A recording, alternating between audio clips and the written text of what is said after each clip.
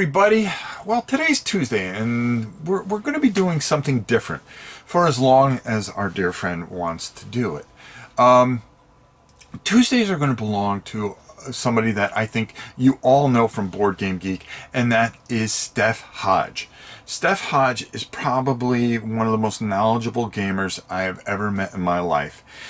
She has agreed, because we were together down at Board Game Geek Retreat, to Takeover Tuesdays. It's Steph's Takeover Tuesdays. She's going to be bringing you games that I'll be honest with you, I am not a heavy Euro gamer. I love Euro games, but I am not very knowledgeable in Euro games. But Steph, boy, if anybody knows about Euro type games or just games in general, it's Steph Hodge. So she's going to be running through some things, and she's going to be doing something different every Tuesday. You may see one video from her, you may see 3 videos from her, but Tuesdays are Steph Hodge Day, and I'm very happy to have her here for as long as she feels like doing it. Like we said, it's an open deal, but we'll just see how it goes. So, without further ado, make sure you check out all her photographs, and her blog, and her Instagram, and of course Twitter account, and follow Stephanie Hodge, the old pumpkin herself. Without further ado, here's Steph. Hey everyone, I'm Steph. So if you don't know me, I'm Steph Hodge. I love games, and I am here because Rob invited me to his channel. And so what I hope to bring to his channel and everyone all over is my love for games. So to give you a little perspective, in 2018 I learned 500 new games and played 1,700 games. Last year I learned 450 games, and I played about 1,300 games. It was less because I played longer and more in-depth games, but I still got to learn so much. It's not really my goal to learn as many games as possible, but I love to see all of the different varieties of games and what it could possibly bring to my collection, to my perspective on other games. I love to see everything so I can get a full, well-rounded picture of the gaming universe and what kind of mechanics are out there and what's happening. It's a little bit of FOMO, but it's more of, how do I know that Ginkgopolis is my favorite game if I haven't played all the games? So I really just love to figure out what's out there and, bring you some content so you know better about what you might want to see in the future. Now, I don't really have a specific goal for these videos on Rob's channel here, but I figured I would just talk about my gaming experiences. And I thought, well, because Rob and I just went to a BGG Retreat in Dallas, I would start with this retreat that we went on. And I got to talk with Rob. We might do a painting video coming up. We'll see about that. I'm just not very good at painting miniatures, but we'll see how that goes. And, I think that could be a lot of fun. And I just want to do more videos and present more games so you have more options on gaming, because everybody needs more options, right? So my one goal for the BGG Retreat was to play a Feast for Odin. Now this is a game I simply love, and I just want to play more and more. I mean, I love Uwe Rosenberg games. He is like my top designer. Like I will play anything at any time, one of his designs, specifically a Feast for Odin, please. But there was 100 weeks of gaming that I played Fields of Aural every week for 100 weeks. Like Fields of Aural is my number 2 game. I love it, love it, love it. The expansion adds a whole lot of content. I don't really want to get into that now, but I love it. Now, my goal was to play a Feast for Odin because there's a new promo, the Harvest expansion, that I just wanted to play again, and I hope the BGG library would have it. However, it was hard to find somebody to play that with. So I ended up playing Maracaibo again, which was great because I just played it the week before for the second time. So this is my 3rd time playing, and I got to teach 3 people how to play, and I'm getting really good at teaching this game. And I still don't know much about the story cards in that game, but Maracaibo is definitely a true winner for one of last year's titles. I mean, it has everything I love. Tableau building, almost a rondelle, because you're going around the different spaces. If you might pass over something and you'll miss out, so you don't want to miss anything. There's just so much to love about this game, and it has like the Mombasa tracks, like the different companies you're trying to like get influence in them. Oh, there's so much to think about, and lots of planning going on, and oh, it's just, the more I play it, the more I want to play it more. This is a really great Alexander Pfister title, so I can't wait till that's available in the United States. I think it was for like half a second, but then every copy got eaten up, so we have to wait for a reprint to come in. And it's worth the wait because we all want to play it. It's really good. I got to play one of my favorites from last year called The Magnificent. So I got to teach a couple people how to play that. And that's one that I just will always want to play. And I even played some solo games, and that's unusual because I don't really play a whole lot of solo games, but I just wanted to play it. And that's an option in the game where you can play solo, so that's exciting. So I've been playing that. There was one game I got to play with Rob because he had never played it, and I had to rectify that, and that was Cant Stop. Rob! How has Rob not played Cant Stop? Oh, and if you haven't played it, you must go play it. It's on BoardGameArena.com. You'll get hooked right away. It is a push your luck dice game. Do you roll to try and move up the different tracks, or will you bust and then you just lose all your progress that you've done? So you really don't want to stop because you want to win, but you kind of have to stop if you don't want to risk losing what you've already gained. So there's a nice pull and push on what you want to do. I always go for it, and then I ended up busting. In our game, I actually got incredibly lucky. I rolled a whole bunch of low numbers and a whole bunch of high numbers, so I actually, in the second round, I got up the 2 and 12 tracks. That's something we all try to do. It just never really happened. So when it actually happened, I was like, yes, I was so excited. Oh my goodness. So everybody like looked around in the room. They were like, what are they doing? I was pretty loud. Whoops.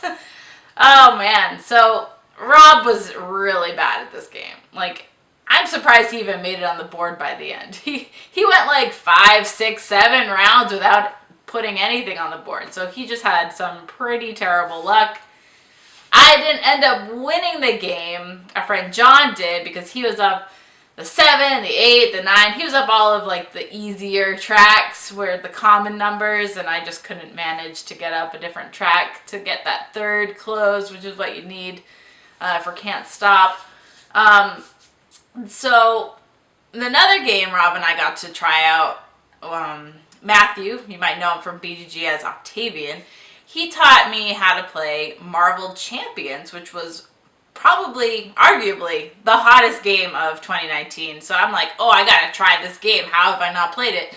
And he was so kind to teach that game. And so I'm not a huge fan of like Arkham Horror, the card game, and Lord of the Rings card games. I mean, I like them. I was hoping it would actually be more like Arkham Horror with like a little bit of push your luck from the bag draw, but it wasn't anything like that.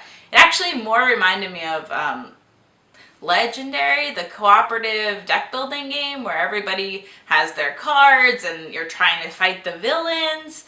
And so this one, I'm not a huge Marvel fan. Like, I love the movies and I'll go see all the movies. However, I've never read the comics or really gotten into it. So I was kind of bummed when I couldn't be Captain America because he's my favorite. But I picked my second favorite, Iron Man. And I got to be Tony Stark. And so in the game, you're kind of playing alter ego. You can play your alter ego, or you can play the hero. And depending on the character on your turn, however you end it, the villain will attack differently. So if you're the villain, he'll attack you personally and you'll start losing damage. Or if you're the alter ego, he's going to scheme and lots of horrible things are going to happen in the gameplay. So you have to manage all that between all the players, who can hit him, who can take away some scheming totals.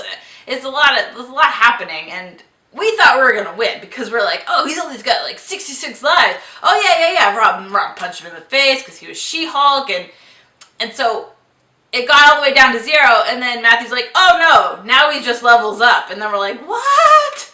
Oh gosh, now we had to be an 88 level Ultron, and we're like, oh yeah, we were doomed right from there.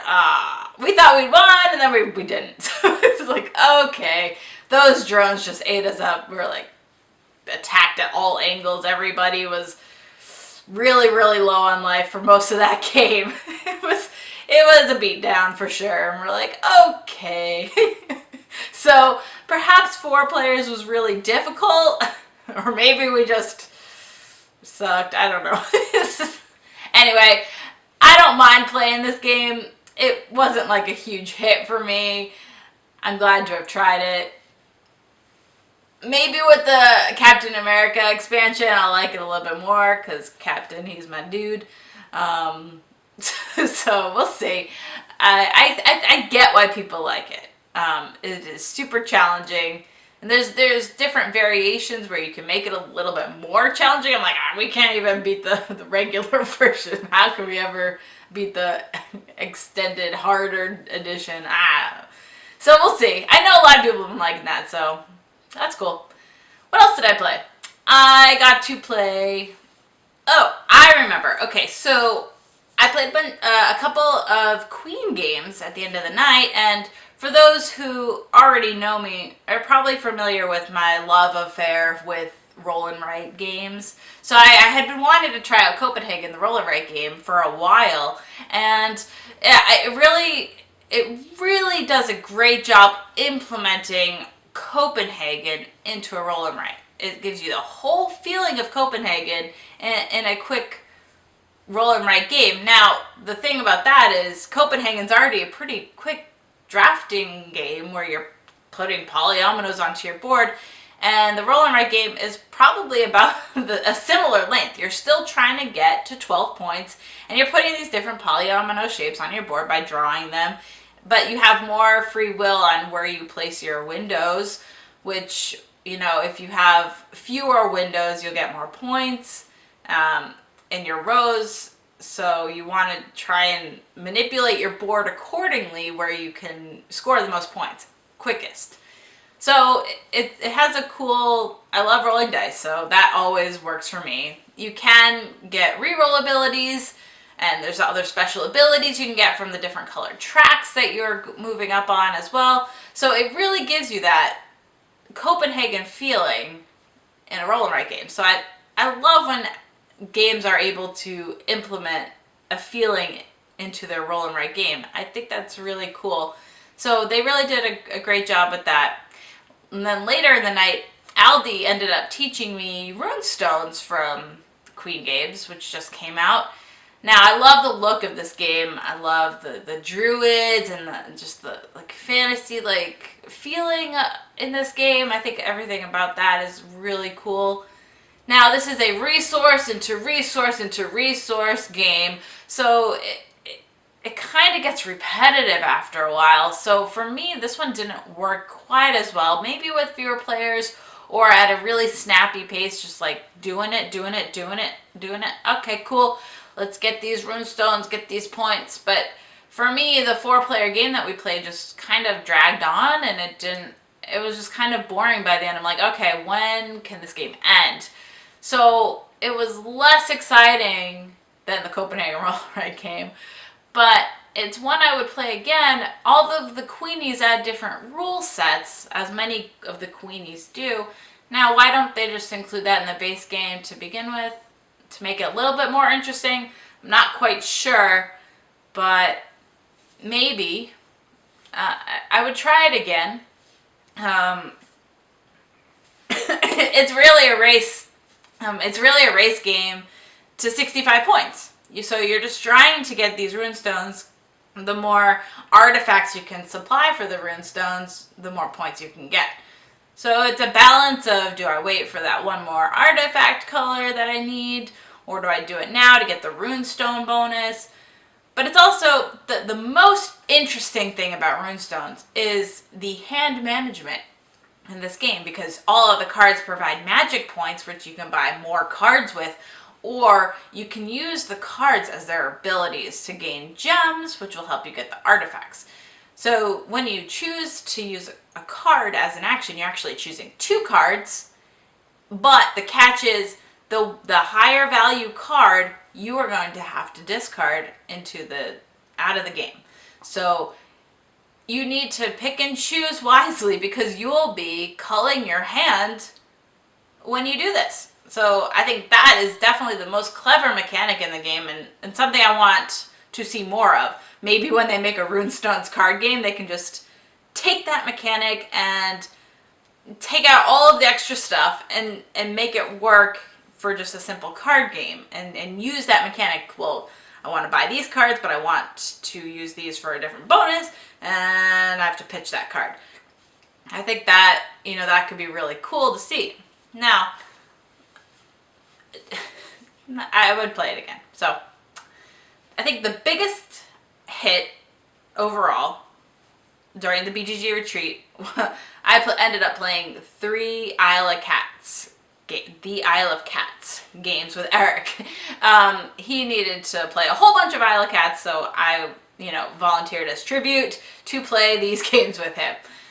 We played our 2-player game in under 30 minutes, so that was like super quick. When I ended up teaching him, Aldi, and Candace how to play, it was more of like a 90 to 2-hour experience, because everybody's learning and drafting cards. There's a lot that you have to take in that first game, so understandably it was a little bit longer. And the more I play it, the more I love that game as well. So I'm super excited for the Isle of Cats. It's been hitting my table, I think, 5 times this year already, and that's saying something, because I often don't get to play games a whole lot more than once. It has to really make an impact for me to play a game. So, it's the fact that it's hit the table 5 times is pretty outstanding. And again, I still want to play it more. I love drafting games. It's one of my favorite types of games. And I think, I think everybody really enjoyed it. I mean, how can you not? It's cats and polyominoes and tile placement and drafting. So that is one that I think everybody is just getting from their Kickstarter pledges and has been enjoying it. So I'm excited to be enjoying it with everybody else. Again, I think that's all I want to talk about today. But, if you have suggestions or what you want to see from me, again, I play all the games, so I figured I'd just talk about my current gaming experiences with you and see how it goes. That was my time in Dallas. And for now, I'm Steph. Later, probably too, but whatever. End of the game, and you could get this from Miniature Market, right, Grandpa? You can get this from Miniature Market. That's right. Yeah, everything you need. Bye.